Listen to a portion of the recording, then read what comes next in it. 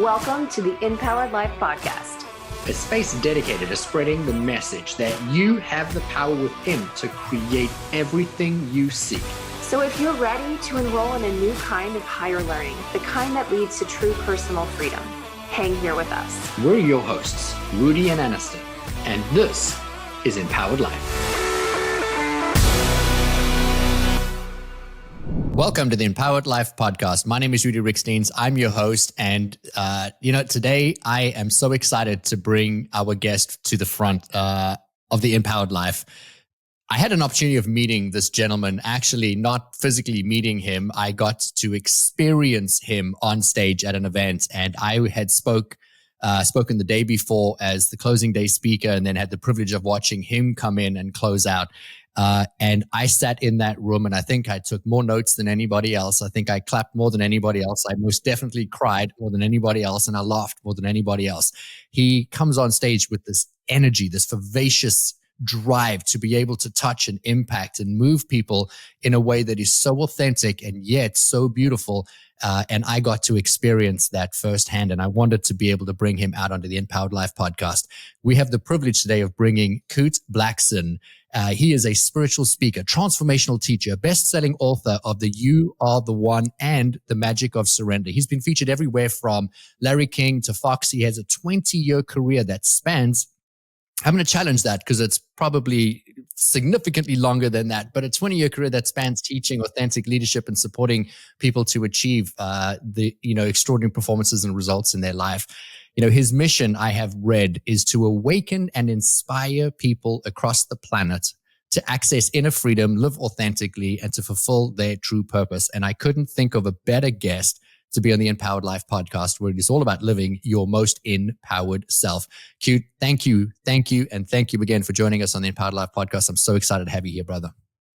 Thanks for having me. I really appreciate the invitation. Man, you, and I just started off by saying, I got to meet you at this event. And first, my experience of you was on stage before we had even shook hands. And you just have such a dynamic energy and an ability to be able to speak to the individual that is sitting inside the room with wisdom that comes from, I would say, otherworldly. And it's not just information that's come from a textbook, something that somebody's just learned. And so I now know a tremendous amount about you, and I want to be able to try and unpack some of that in the benefit of helping our audience today. You have a father that is from Ghana. Your mom was Japanese. You grew up in London, and I've heard you say that you really, as a child, didn't really know who you were. You didn't know how to identify. You would say, I'm Black, but I don't, I'm not African, but I'm living in London, but I'm not, Japanese. And so you had this inner turmoil where you were struggling to really identify who you were. Was that the catalyst that supported you in becoming the person that has asked such deeply profound questions? Because you're clearly a question asker. Yeah, I don't think I knew in the moment, but not feeling like I was from anywhere, not feeling like I belonged. I never knew where home was. And because I didn't feel like I was Black, and even though I went to Africa, but they would call me a foreigner, jokingly, I never felt like I fit in Japan. I never felt like I was British. So I think it was a blessing, even though it felt like a curse as a young boy. I just wanted to fit in. This is, I think, what drove me to ask the question of like, who am I and where do I belong and what's the nature of all of this? And so that drove me very deeply as a young boy. But I would also say, like, my first memories as a 5, 6, 7-year-old was I remember seeing a crippled woman crawling on the floor. She picks up the sand, the gravel that this man walks on, wipes it on her face and stands up. And so week after week, I grew up seeing these miracles, blind people seeing and deaf people hearing and people standing up out of wheelchairs. This man whose sand she picked up would look at a person in a wheelchair and say, hey, stand up. Why are you sick? Somebody would come in with crutches and he would say, why do you have these crutches? Like, do you believe? If you believe in the power within you, in the power of the universe, power of God, then why the hell do you have these crutches? Throw them away. And so this man was my father. He was considered like a miracle worker in a certain sense. And I think for me, part of the blessing as a young boy that I did not even realize was I grew up thinking this was normal. I grew up thinking this was just the way life is. And so it didn't seem like anything special. It didn't seem like a big deal. And so I think one of the blessings was I grew up with this sense of anything is possible. You know, the miraculous is just the way things are. And so that really set the foundation, I would say, for a lot of my life as well. The sense of possibility, the sense of the miraculous as ordinary. And my father built 300 churches in Ghana, West Africa. So I think another thing that shaped me was going to church on a Sunday, and then my mother being Japanese, Buddhist, meditating with my mother throughout the week. And so this sort of seemingly paradoxical cultures, which had a lot of similarities, ultimately, I was able to hold them and hold the differences and be blessed by the unique gifts of each culture. And so as a young boy, I started speaking in my father's church when I was age 8. I was ordained at 14. And so this had a huge impact, because when I was age 8, I was more interested in playing soccer, to be honest, but I was thrown on stage and something happened for me that I can't really explain. I can't quantify. But when I was thrown on stage, it was like a portal opened up in my consciousness that I literally have no idea. And stuff started to come out of me that it was just words. A stream of consciousness started to emerge. And so that began my relationship with speaking. And so from that point, I tried to understand like the nature of life and what was going on and what were some of these experiences that I was having. And so I was speaking to my father's, his office. In his office, he had thousands of books from Osho, Krishnamurti, Maharishi Mahesh Yogi of TM, Nisargadatta Maharaj, Eastern mystics to Wayne Dyer, Louise Hay, Deepak Chopra, Tony Robbins, Marianne Williamson, you know. And so I began as a young boy to really devour these books and this information, just trying to understand life. And so this also, I would say, set the tone for my life. And at age 14, I was ordained as a minister.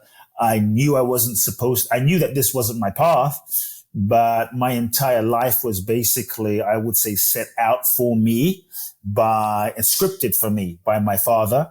And I think like many of us, I was too afraid to speak my truth.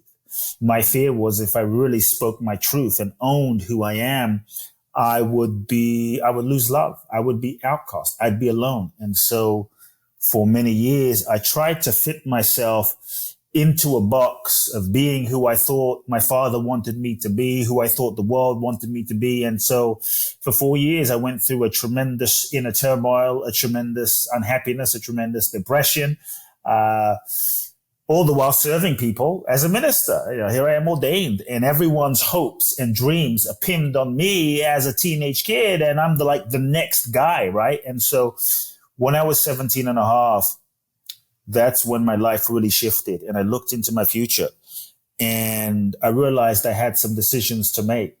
I chose not to go to university. I figured if I want to help people in life, I need to live life. Life has more to teach me. So I made the decision, much to everyone's surprise, not to go to university. And I felt this calling to come to America. I felt my soul calling me specifically to come to Southern California, to Los Angeles, because this is where all of the self-help authors lived. This is where all the self-help authors I read about, this is where they happened to be. And so to me, LA, San Diego, this was like a mecca for me. And so it made no logical sense to come to America. I had no university degree. I didn't have contacts, knew no one, no family. But I think I was just innocent enough, crazy enough to follow my soul. And I'm a believer that when you follow your soul's guidance and you are obedient to your soul's guidance without compromise, without negotiation, you will always end up in the right place at the right time, you know, doing the right thing with the right people, even though the path that you take may not be the one that you most expect. And so I said yes. But in that moment, I knew I had to have the conversation with my father, and I chose to renounce everything, spoke to my father, left the ministry behind.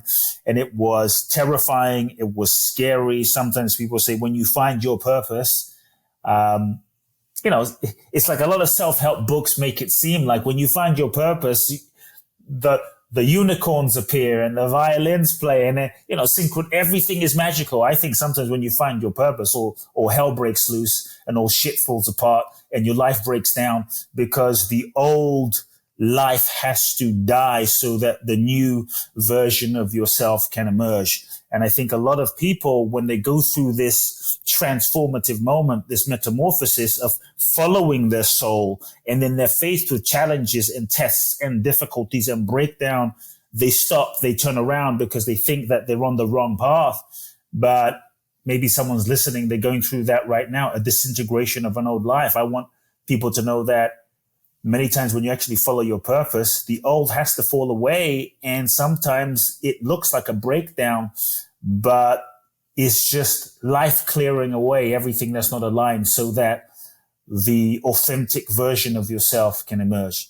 And so we have to go through these tests, and these challenges so that we can develop into the version of ourselves that's capable of fulfilling the dream and the vision that we've been given. And so that's what I went through. And, long story short, Rudi, I ended up winning a green card in the green card lottery. And that's what enabled me to come to the US as an 18-year-old kid, 2 suitcases, $800 in my pocket, knew no one in the country, landed in LA, and have been here on and off ever since. And I went and found teachers and mentors. And so that really set the foundation of my life.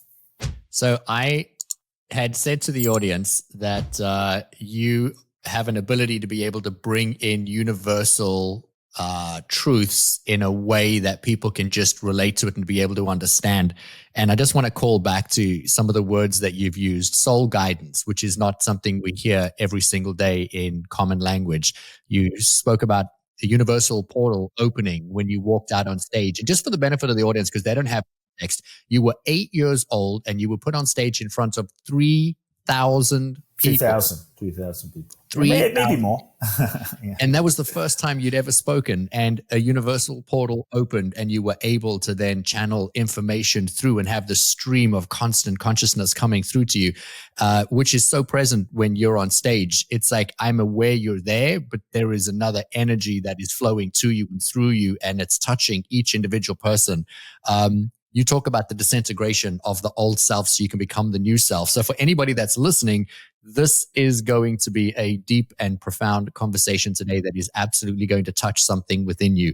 We believe that every single moment in life is always perfectly preparing you for who you get to become. And if you're listening to this, there is something here for you today, and I hope that you're going to be present to receive it. And so I want to ask, before we move on, because I have so many things I want to touch on today, but I just want to go back to your dad for a second. You grew up with such strong personalities, a Japanese mom, very strong in her culture, very strong in her faith. And then you have this father that is larger than life, and he's known as the miracle boy. He sees the light. He's able to heal people. There's this transcendent experience when people are in front of him. And then you grow up in the shadows of this man. And I know that everything that ever happens to us is always a preparation for who we get to become. And from this vantage point, looking at your life as if it were a story, I can say, well, that makes sense. Look at your mom bringing in the metaphysical, and then look at your father and the structure and the discipline. And so all of these things built you to be who you became. But how on earth did you, as a young boy, 14, 15, 16, 17, and eventually 18 years old, have the courage? Because you spoke about saying, I want to make this turn. I'm going to do something different. But you were supposed to take over your dad's churches. You were supposed to run all of this. And how did you have the confidence or the courage to be able to identify this is not your path, you want to take a new one? I don't know if I had the confidence. All I knew was something in my gut, in my being, in my soul didn't feel right. And I think the truth is we all know. Every single one of us, you already know. There is something inside of each of us that knows everything, because at the deepest level, we are everything. We are not always in touch or listening to the deeper truth that is within. And I think because we often aren't in touch with or listening to the deeper truth within, because we are so distracted with social media, or we're distracted with the elections, or we're distracted with what's happening over there, or with that person, or, in pop culture, our attention is hijacked. So often our focus and our awareness is not on the deeper dimension of subtle sense, feeling, and knowing. So we all have the knowing. And so for me, I remember the day my father said, my son is taking over. Everyone is excited, but the energy inside of me, it's like something died. Something didn't feel right. And I couldn't explain it. It wasn't logical. I should have been happy. My father's announcing me and sort of coronating me, but just something didn't feel right. And to be honest, I tried to make myself fit his idea, someone else's idea of who I thought I should be. And it just, the feeling where there's a really, let's say, beautiful pair of shoes or a really beautiful outfit, and you really want to wear it, but you fit into it, and it doesn't freaking fit. Like, I have this shirt that I love, red and black shirt. I love it. I put it on. It's just too tight. And so it's kind of like that. It's just it's not even an emotion. It's just a sense that's just something's it's not aligned. And so there was a part of me that wasn't really at peace, and I couldn't relax into just yes, like something fits. And so I think many of us, we have that feeling, but what we end up doing, because we don't want to sometimes acknowledge the feeling because we're afraid of, oh shit, what will that mean if I acknowledge the truth that this career that I've been on for 25 years is no longer aligned, no longer is what does this mean to my life? What does this mean to survival? Oh, I don't want to think about that. So let me just put my head down and stay focused. Or maybe you're in a relationship that you've been in for a few years, and it's just like, maybe on paper, everything seems great, but it's just something's not connecting. It's just not the alignment. And so many times I think as human beings, we're afraid of the truth because we're afraid of what that means. We're afraid of what it means to our life. We're afraid of the consequences. We're afraid of the unknown. So what we will tend to do is hold on to who we've been, hold on to what we know, hold on to relationships that aren't working, hold on to a career, a situation and circumstance that really is not allowing the next level of our soul's growth and evolution as a human being. And maybe we hold on to something that works. We succeeded at it. It works, but we're no longer growing. We could keep doing it for the next 20 years, but we're no longer evolving. We're no longer growing. We're no longer feeling truly joy. We're no longer feeling a sense of true vitality and aliveness because we're stuck in something, a life, a situation that is stale. We're living a life that is a museum rather than something fresh and vibrant. And so for me, there was this knowing. So I wouldn't say for me, it was like this confidence. It was just 4 years of trying to be something that I'm not and convince to fit into a pattern or a box that I wasn't, like a square into a circle. I hit a point when I was 17 and a half, Rudi, when I looked into my future. And I thought, oh shit, I need to make some decisions. I'm not going to university. Like, what now? And the reality of time and life cornered me, where I looked into my future and I saw that I'm going to be leaving my A levels. I was 17 going on 18. As I looked into my future, I saw if I go on this trajectory and follow my father's vision for my life, I could end up very successful. I could end up successful by the world standards with a huge platform and taking things to another level. But when I projected age 30, age 40, age 50, age 60, I saw that if I didn't have myself, if I didn't have my soul, if I didn't have my integrity, what kind of success is that? That's just a death. And so on one level, I felt like I did, but I felt like I didn't have if I was really honest, I didn't have a choice. And so I think that I had to be willing to tell myself the truth. And I think one of the reasons as human beings we stay stuck, we stay miserable, we stay unhappy is because of all of the ways that we lie to ourselves. as human beings, we're constantly lying to ourselves to keep ourselves safe, to protect ourselves, to save face, right? For comfort, right? And so I think the next level of our life, whatever the next level is for us, the next level of life, the next level of career, the next level of success, the next level of manifestation requires the next level of you, which requires that you let go of everything and everyone that is no longer aligned. But it's a bit scary. That's for where surrender comes into play. And so I think that's what I had to do. So I would encourage people, if you really want to experience a shift in your life, you have to be willing to tell the truth. There is no transformation. There is no next level without the truth. So for me, I just had to tell myself the truth. Maybe I was courageous enough to tell the truth, which is, I'm not happy, which is, this is not my path. I can pretend, but it's not my path. And I think so many of us, we have an inkling of the truth. We sense the truth. We feel the truth, but because the fear of the consequences, right? We distract ourselves. We drink it away. We smoke it away. We sex it away. We social media it away. We work it away. We shop it away. Whatever it, we scroll it away so that we don't have to be still and hear the truth that we can already sense. We can already feel deep down. And so we stay so busy so that we don't have to rest into. And so I would just invite people like, hey, if you really want to shift, be willing to be still, be willing to listen, be willing to ask yourself, okay, what lies am I telling myself? What am I pretending to not know? And I would invite people to like take the pressure off of yourself of having to even take any action.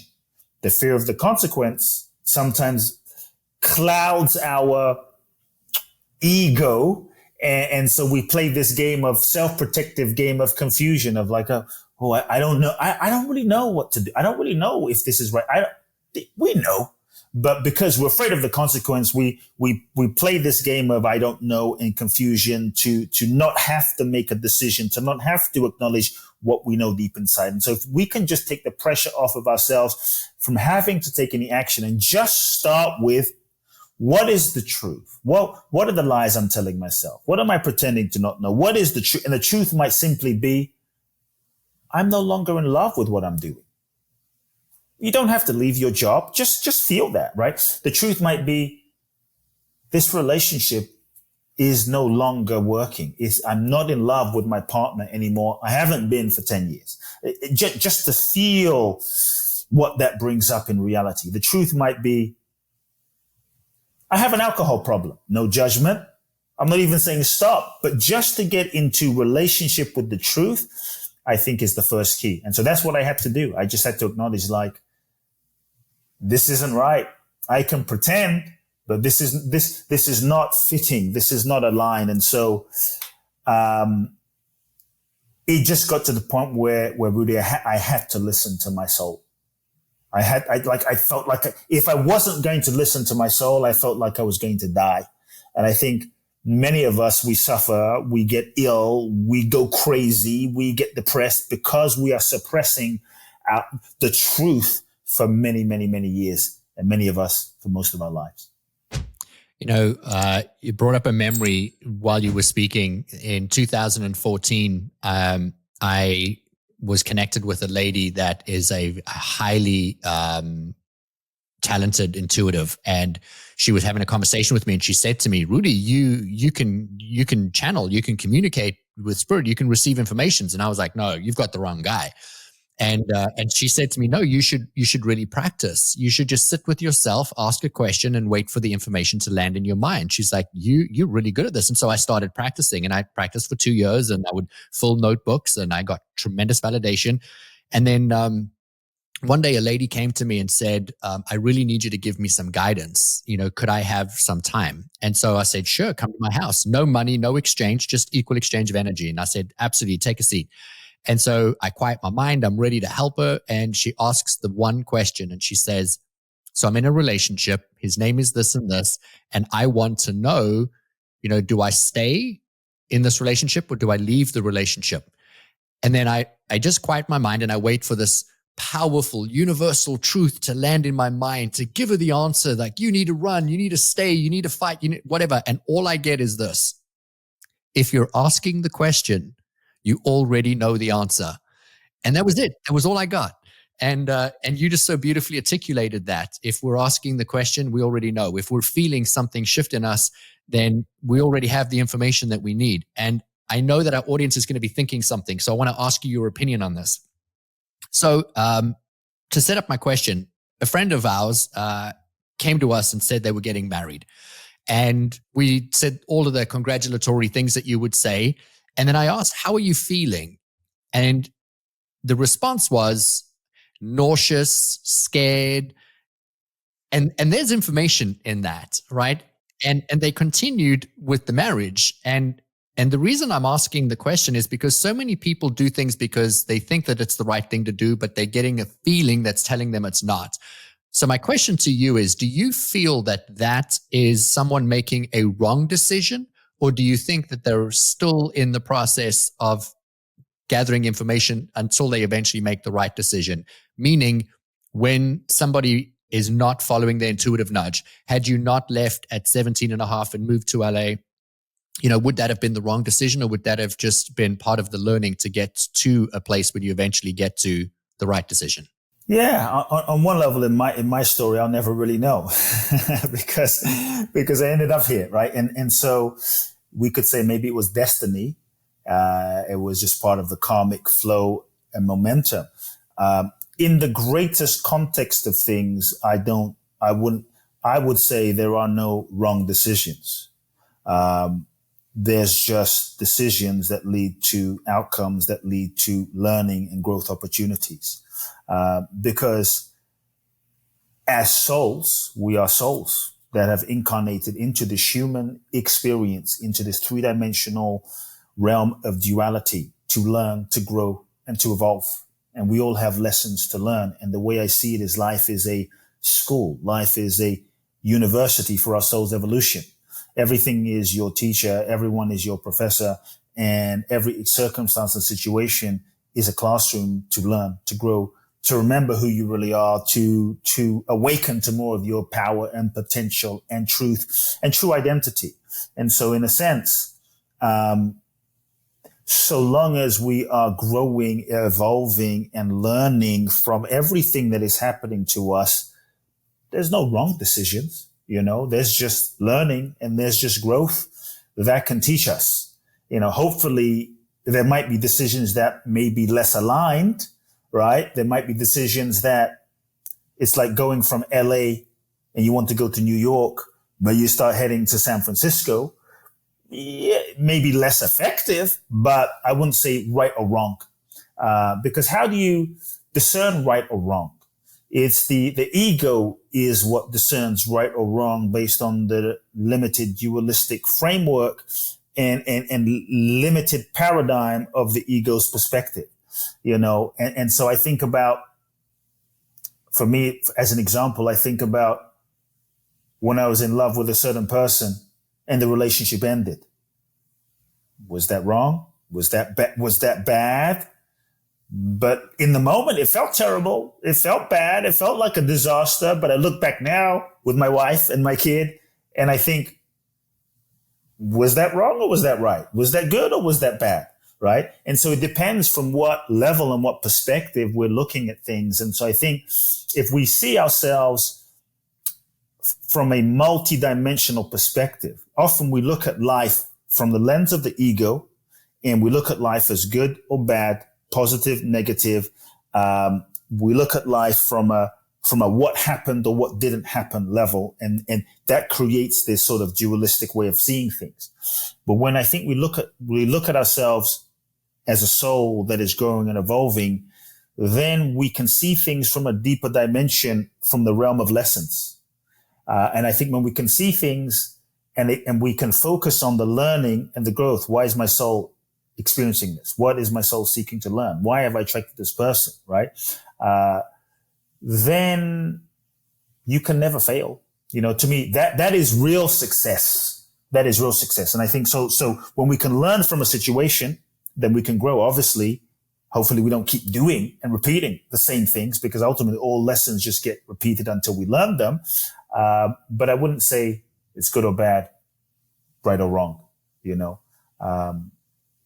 They're just lessons that we have to go through in order to go through, and hopefully certain lessons we don't have to keep repeating over and over and over again. To me, the universe doesn't care how long it takes for us to learn the lesson. It's like a school, 12 years, 4 years in university. But in this life school, the universe doesn't care if it takes you 400 years, 100 years. Maybe you get the lesson when you're 92 on your deathbed about to die. If there is such a thing, right? As past lives, I don't know. I can't prove it. I've never been to a past life for sure. Then you get to do it all over again in a different, body, in a different personality, in a different structure. Same lessons just continue. And so that's how I see it. There's just learning, and there's just evolution, and there's just growth. And to me, that real success is not whether you attained it or whether you didn't attain it. That's sort of one dimension. For me, real success is on the soul line, and is the degree to which you learn the lesson for what your soul was seeking to experience. And I would say sometimes certain situations are karma. Certain situations we have to go through because there's just lessons that we have to learn.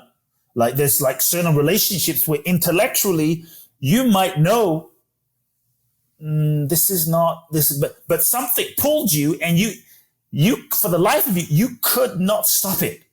And so I really think that sometimes there's certain experiences, relationships that you just have to go through, and it's just part of your path. And there's nothing you could have really done about it. But what you could have done about it is how you navigate that wave.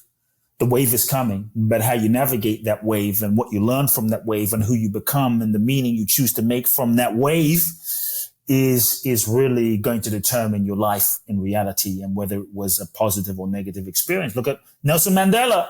Should he have not gone to prison for 26 years? Is this good or is it bad? If he didn't, maybe he probably would not have become the consciousness of Mandela that was capable of elevating millions, if not billions of people, even after he's gone.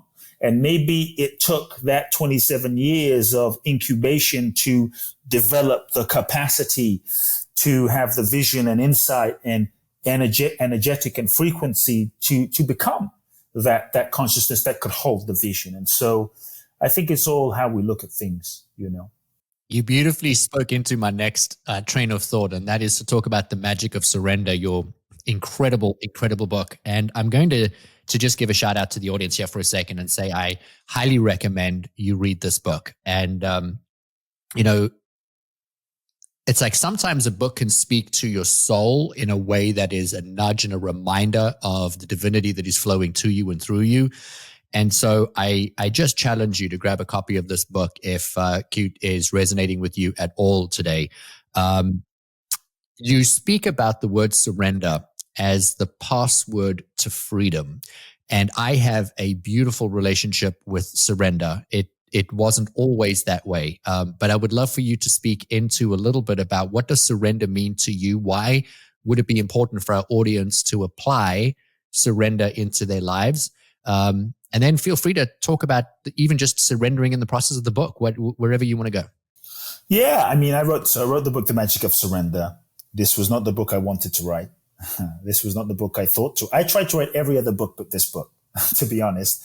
After my first book was a bestseller, I thought I would be intelligent, Rudi. And I thought, I'm going to create this like mega bestseller, I was researching these books, the magical art of tidying up and the subtle art of not giving an F, right? And all of these bestsellers. And I thought, I'm going to create this sexy title and this concept. And what does my publisher want? And what does my audience want? And I remember having a whiteboard filled with different ideas and strategizing so intelligently, coming up with 75 different topics and titles. And none of those felt right.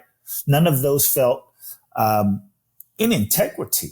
Like none of those felt truly that sense, that alignment, like, yes, this fits. It felt like I was just trying to make something happen. And so I remember one day I looked at the bottom of this whiteboard and the word I saw was the word surrender. And I felt this pull. I felt this energy. I felt something in my soul light up. And I knew in that moment that was the topic and that was the book.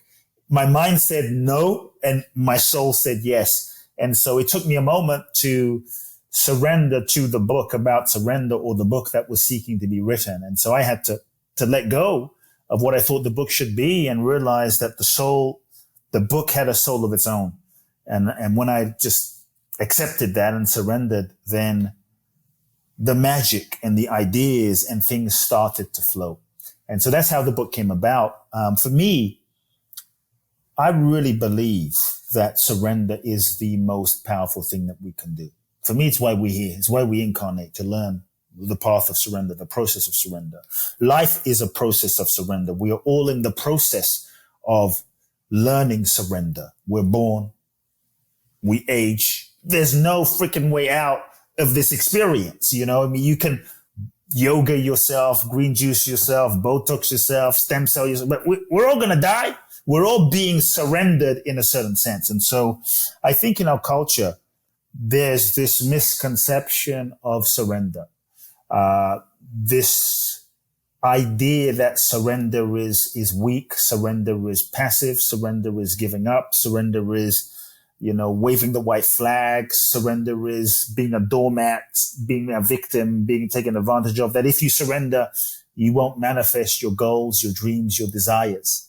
And, with those definitions, who the hell would want to surrender? It's not so compelling. And so the way I look at it is, if you really understood the real essence of surrender, that it's not that you got less, but what if in truly surrendering, you got more, maybe not what you expected, but what if you got beyond, better, more than what you could have thought and planned and strategized with the limited intelligence of your ego's capacity.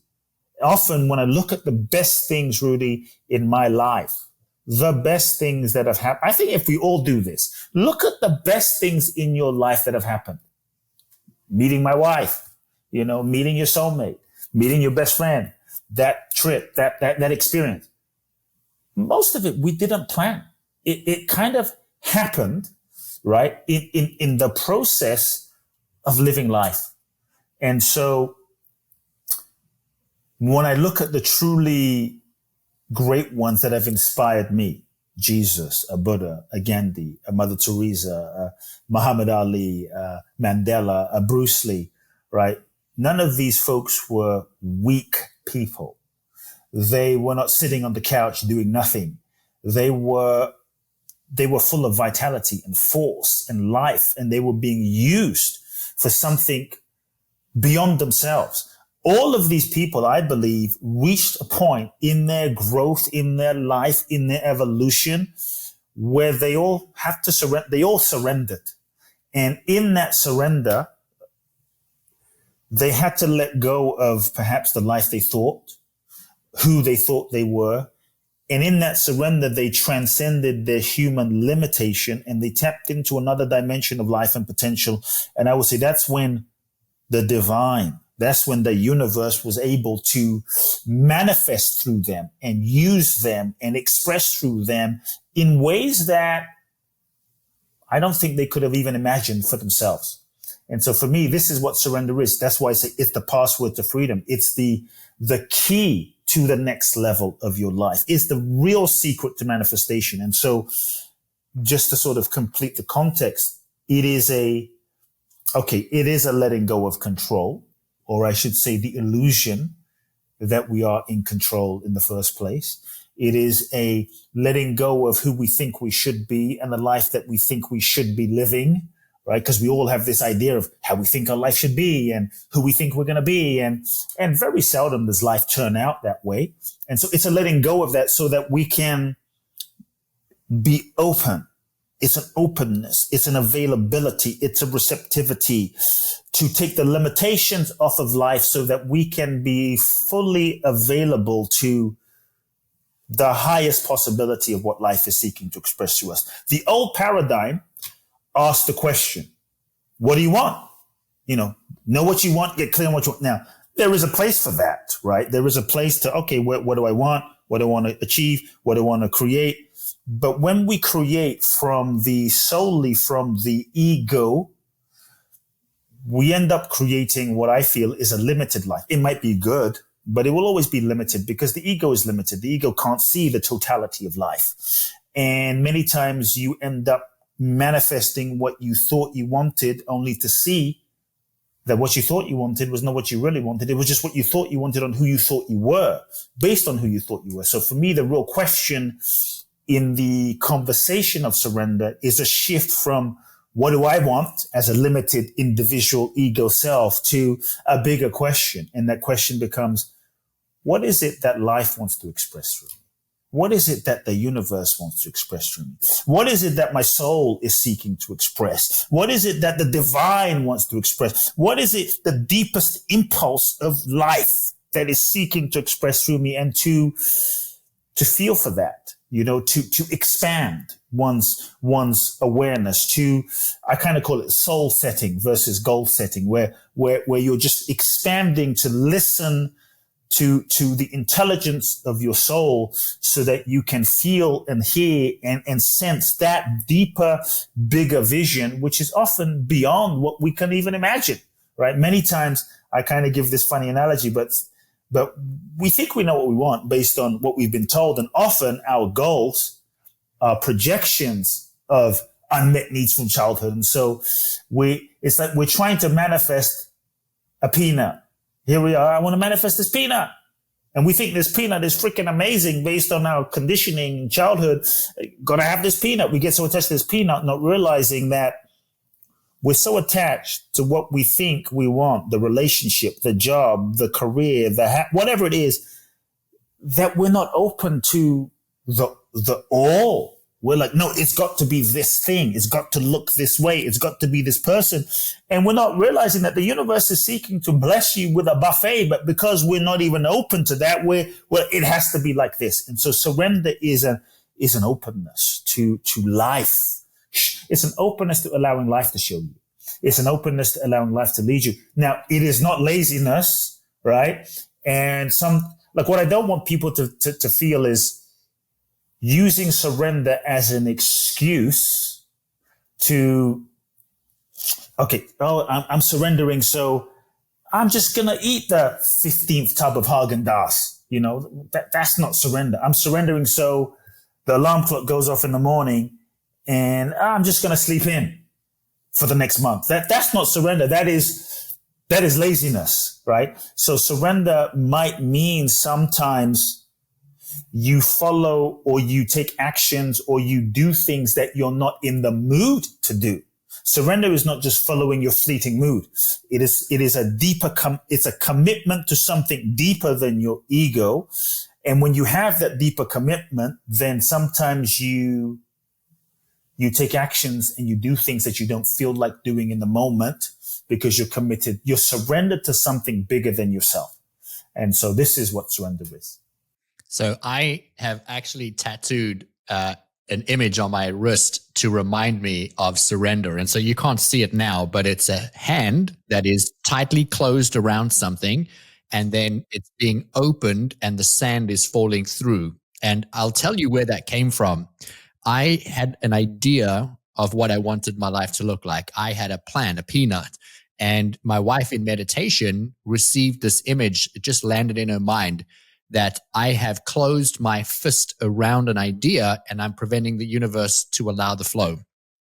And if I just opened my hand, there would be endless possibility. But my hand's too tightly wrapped around what I believe, so I'm missing the information. And what I want to beautifully share with the audience that's hearing your words today is that when we're driving a car, we can only see so many feet in front of us. And the analogy of driving at night with your light on is best describing that you can only see 100 to 200 feet in front of you. And there is an entire universe that is conspiring to serve and support your highest and your greatest potential. But if you're wrapping your hand around that peanut and you're using the limited information you have around you, you're never going to achieve it. And I just want to say thank you for that, so much for that. I think many times when things don't go according to plan, or when things don't work out, it can feel like the worst thing. It can feel devastating. We can feel so upset and so mad because we so wanted that relationship to work out. We so wanted that job. We so wanted that career. We so wanted that thing. And so we judge ourselves. We judge life. It's a failure. I'm screwed. This is bad, right? But we're looking at it from the lens of the ego, and the ego, which is wrapped so tightly, is not able to see the entire. It's like looking at a painting and looking at the corner of a painting, a little black dot, and you can't see that this black dot is a part of an entire tapestry, and it's really a part of a freaking beautiful tiger or leopard, right? But you just see this black dot, and you can't see the whole interconnected sequence and flow of life, right? And so I kind of tell people, yes, it is difficult when things don't go according to plan, but part of surrender is trusting that the universe is always working out for your highest good, even if you can't see it right now. So that when things don't go according to plan, rather than judging it and even making a meaning about what this means or doesn't mean from the limitation of the mind, step back, breathe, and get curious. Part of surrender is cultivating the curiosity to say, what could this mean? What else amazing thing could be seeking to happen right now that I'm not able to see? And I think part of surrender is remaining in the openness and the receptivity and allowing life to show you. So I think it's so important that we feel, because many times what starts happening is we get into this life where we start forcing things. So look at how much are you forcing? And there's a difference between I'm putting my effort, but forcing is effort laced with attachment and ego. You can put your effort and give your best and let go of the attachment. I'm going to give 100%. I'm not going to be attached. And if I'm going to be attached to anything, I'm going to be attached to life giving me feedback. That's it. Versus it's got to be a certain way. And so when we start forcing, we're just attached to the specific outcome at all costs, no matter what. And so we're giving 100%, but we're so attached to the outcome that now we contract and we're forcing, trying to make something be something that it may not be. And so observe where you're forcing things. And I think this is key. Am I forcing or am I in flow? And you can really know that you're in surrender when you're more in the flow of things rather than the forcing of things, and often, as you mentioned, life often doesn't make sense whilst you're going through it. It often makes sense in reverse when you're looking back, and then you can connect all the dots together and go, I see why I needed to lose everything and go home and live with my mom. I see why I needed to break up with that person and shit needed to fall apart, because that needed to make space for my soulmate. Oh, I see why that business venture needed to not work out to reposition me over here to meet my soulmate. And so things tend to make sense looking back. And so I think when we can just be open and stay surrendered, then we're available. So I know we're coming up on time, and I have probably 1,000 questions I could ask you, but I want to rapid fire 3 quick questions. And so as succinctly as you can respond to these, and it might not be that easy, I would love to know, because I believe the philosophy that the teacher always teaches what they most need to learn. And so as you wrote the book, right, the magic of surrender, what did you most learn in writing the book? Oh man, look, when you write a book, when I started writing the book on surrender, COVID hit. And so at first I was almost joking, like, shit, did COVID happen for me? Because the moment I'm writing the book on surrender, COVID hit. So I'd already started writing, COVID hits. So that really forced me to go into a rapid surrender. I ended up, after 20 some years of living in LA, I had a house in Phoenix, but I wasn't there full time. I ended up being guided to leave LA, which was devastating. But this is the surrender and the guidance. Moving full time to Phoenix, which I didn't want to do. I was in a relationship, which I thought was the one, right? And turned out not to be. And that was very devastating in the moment because I gave everything thinking this was it. And I got all the signs from the universe. And so let's just say I was forced to surrender in ways and shown dimensions of surrender in ways when I was writing the book, as though the universe said, oh, you want to write a book on, you're going to write a book on surrender. Well, let's show you surrender from the inside out. And so I was forced to surrender in ways where I felt like I just surrendered everything. And in that surrender came out the other side in a way I could not have even imagined, ended up meeting the love of my life, having a beautiful baby boy. I mean, I could keep going. I mean, you just have truly a thriving business, an incredible marriage, beautiful, healthy young child. And so obviously everything is always in hindsight serving the person that we get to become. So I want to take a little 10,000 foot view response for the last two questions. And the last two questions is really just one question, but two answers. Knowing today that you are connected to the tapestry that has created everything, you are connected to all information. You chose your mom and you chose your dad before you were born. And I would love to know, what would you say you chose your parents for individually? So if you could think like as a soul coming in to grow up under your dad, what is the one lesson you took from your dad and the one from your mom? That's a big question. I think simply from my mother, unconditional love is what she gave me. I am blessed to say, and so many people I'm aware can't say this with their mothers because they have challenging relationships with their mothers. But I never once questioned whether I was loved by my mother. And I knew I'm blessed in this life to know what unconditional love is because of her. And so that's what she showed me in so many ways, as well as what surrender looks like in real everyday life, because she lived. I mean, the Magic of Surrender book was inspired by her in many ways. And so she lived surrender in so many ways. So I would say love and surrender. My father, there's since he passed away, there's so many elements of deeper depths of what I see. We came together to teach each other. But I would say, I don't want to take up a whole nother podcast, but I would say that, I felt as though my father and I have been together many times, and he came through some interesting, challenging experiences to remind me to see the divinity in everyone.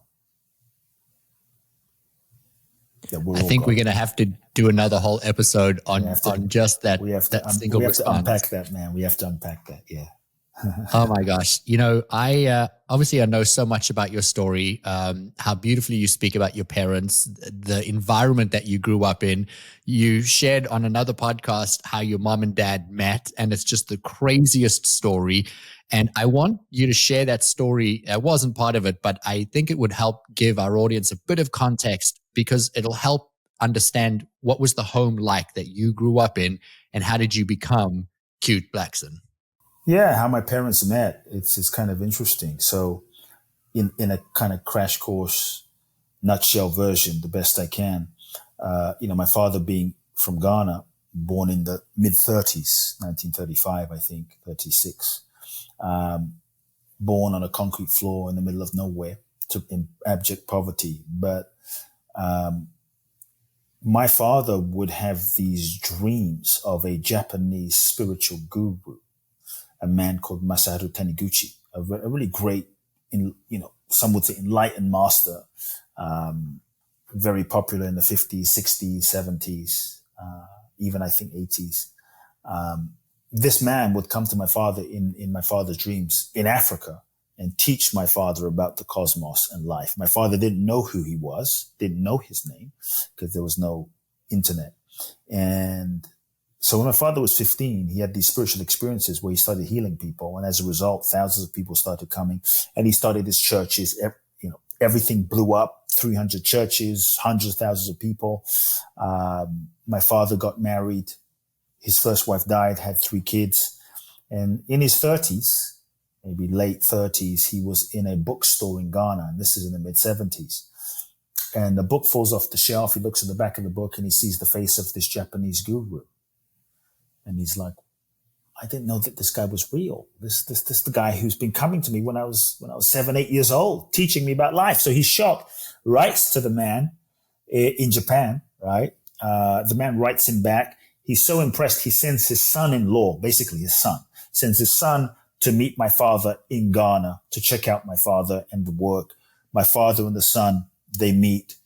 The man is so impressed with my father and his work that he invites my father to go to Japan on a lecture tour to meet the guru with the guru. So they're going to fill stadiums together, basically. My father accepts, he's honored. And as the man is leaving, he tells the Japanese man, pray for me because I'm looking for a wife. And the man says, no problem, I will. The man, the son, goes back to Japan. He gives a lecture. In his lecture, he announces the dates that my father is coming to give a lecture with the guru in Japan, an entire tour dates. My mother and her parents, they grew up in this spiritual organization. This Japanese man was her parents' spiritual teacher. My mother is about 28, 29 years old. In Japan, if you're not married by 25, in that time, you're old. It's over. And so she's not married. And she turned down many suitors, but she made a prayer at age 29. She says, God, I will marry anybody. I don't care what he looks like, where he's from, how much money he has. I'll marry anyone you tell me to marry. Just make it clear that he's my husband. Just make it clear. This is my divinely appointed soulmate. If you make it clear, I'm there. She's in the audience. She hears about this African guy, my father. She said she felt a chill in her body. She knew that this was her husband. So long story short, she gets an address, writes to my father. My father's in London. He's praying. In his prayer, God says, your wife will come to you tomorrow. Sure enough, he goes to the mailbox. He's in transit for a month in London on his way to Japan. So he's staying in London for a month. He goes to the mailbox in London. There is an envelope from Japan. Before he opens it, he says, this is my wife. He opens it. It's a letter from my mother. Nothing romantic. It just says, I look forward to hearing you speak in Japan. He said, this is my wife. He writes to my mother and he basically says, would you be open to moving to Ghana? It's kind of like a semi-proposal. My mother writes back. My mother, by the way, speaks no English. My father speaks no Japanese. So my mother has her sister translate. And she writes back and says, if it's God's will. My father writes back and says, yes, it's God's will. Marry me. She accepts. They agree to get married, sight unseen, no pictures, no phone, nothing. My father goes to Japan. They meet for the first time. They can't even talk, right? My father goes on this lecture tour for 6 weeks with the guru. Now, the challenge is, by Japanese standards, my father doesn't have much money by Japanese standards in that time. So you can't really marry a Japanese woman in the 70s as an African dude, as a foreigner, an outsider, and not at least have the respect of a wedding and, a ceremony. But my father has no money. And so he prays about it. He meditates and God says, don't worry. 6 weeks later, he goes to his mailbox. The preparations for the wedding going on. There's an envelope in the mailbox, anonymous. All it says, and my father spoke to no one. All it says is, this is for your wedding. And it was $7,000 in the 70s in cash. This is for your wedding. So that enabled them to get married. Then they got married and ended up going back to Ghana. And that's how they met. I felt inspired to ask that question right at the end because I think it just speaks so beautifully into how your life, starting with your mom and your dad, perfectly prepared you to write a book on the magic of surrender. And that so many instances just showed you that we're always guided, we're always protected, as long as we trust that inner knowing. And so I just want to say thank you for taking the time to come out onto the show, for pouring your heart out. I know that you have an event that's coming up in Bali. I know that this is your 24th or your 25th event, and it is potentially your last one ever. So if anyone listening wants to join, tell us a little bit about it. How do we get look, in a nutshell, if you're someone, if you've been inspired by the conversation, if you are ready for the next level of your life, if you feel as though you've been put on the planet for a purpose bigger than yourself, and you're ready to heal and clear the blocks that perhaps limit your full expression, you're ready to connect to your authentic self and power, you're ready to share your gifts with the world. For the last 14 years, twice a year, I've done a very special event in Bali. Simply, it's called Boundless Bliss, the Bali Breakthrough Experience. And it is 12 days, an experiential seminar training without walls, where I take you through a profound process of transformation and healing. It's, I think, a very unique process, unlike anything. You can find out more information, www.boundlessblissbali.com, boundlessblissbali.com. And yeah, the final one that I'm going to do, this is going to be the 24th event. I'm pretty sure it's the final one. December the 5th through the 16th. You can go to the website, boundlessblissbali.com, and apply. I think as of now, we have 1, maybe 2 spots remaining, and that's it. So you'll notice I said 24 or 25 because there's still the chance that you might do another one. But for anybody who is interested, guys, this is potentially the very last one, and we'll put the show notes, the link for this in the show notes, and then also obviously your Instagram, your books. Yeah, Kute Blackson. People can get the book, The Magic of Surrender, on Amazon. Also, You Are the One. Instagram is Kute Blackson. Say hi.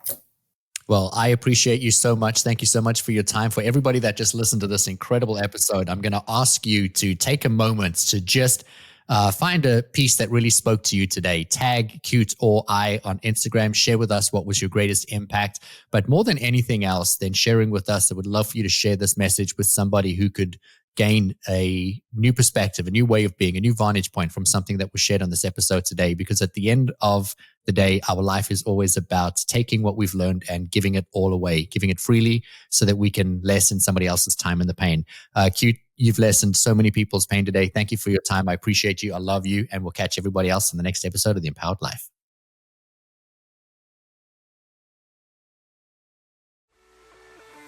If you enjoyed this episode, please subscribe so you don't miss out on future content. And we would love your support in leaving us a review wherever you listen to your podcasts. Make sure to check the show notes for more information on how you can find us online and on Instagram. Now go create an amazing day for yourself, and we'll see you again soon.